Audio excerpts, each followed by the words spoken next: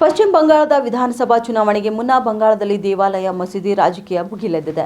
ಗುರುವಾರ ಸಾಲ್ಟ್ ಲೇಕ್ನಲ್ಲಿ ಅಯೋಧ್ಯೆ ಶೈಲಿಯ ರಾಮ ಮಂದಿರ ಸಂಕೀರ್ಣದ ಯೋಜನೆಗಳನ್ನು ಘೋಷಿಸುವ ಪೋಸ್ಟರ್ಗಳು ಕೂಡ ಕಾಣಿಸಿಕೊಂಡವು. ಇನ್ನು ಇದರಲ್ಲಿ ಶಾಲೆ, ಆಸ್ಪತ್ರೆ, ವೃದ್ಧಾಶ್ರಮ ಮತ್ತು ಇತರ ಕಲ್ಯಾಣ ಸೌಲಭ್ಯಗಳು ಕೂಡ ಇರಲಿವೆ. ಇದೀಗ ತೀವ್ರ ವಿವಾದಕ್ಕೆ ಇದು ಕಾರಣವಾಗಿದೆ.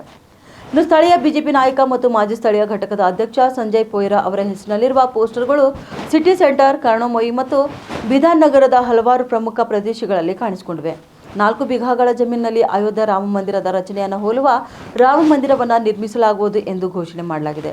ಈ ಯೋಜನೆಗೆ ತಲಾ ₹1 ದೇಣಿಗೆ ನೀಡುವಂತೆ ನಿವಾಸಿಗಳನ್ನು ಕೋರಲಾಗಿದೆ. ಇನ್ನು 1992ರ ಬಾಬ್ರಿ ಮಸೀದಿಯ ಧ್ವಂಸದ ವಾರ್ಷಿಕೋತ್ಸವದಂದು ಡಿಸೆಂಬರ್ 6ರಂದು ಮುರ್ಷಿದಾಬಾದ್ನ ರಜಿನಗರದಲ್ಲಿ ಅಮಾನತುಗೊಂಡ ಟಿಎಂಸಿ ಶಾಸಕ ಹುಮಾಯೂನ್ ಕಬೀರ್ ಅವರು ಅಭೂತಪೂರ್ವ ಭದ್ರತೆಯಲ್ಲಿ ಬಾಬ್ರಿ ಮಸೀದಿ ಶೈಲಿಯ ಮಸೀದಿಗೆ ಅಡಿಪಾಯ ಹಾಕಿದೆ.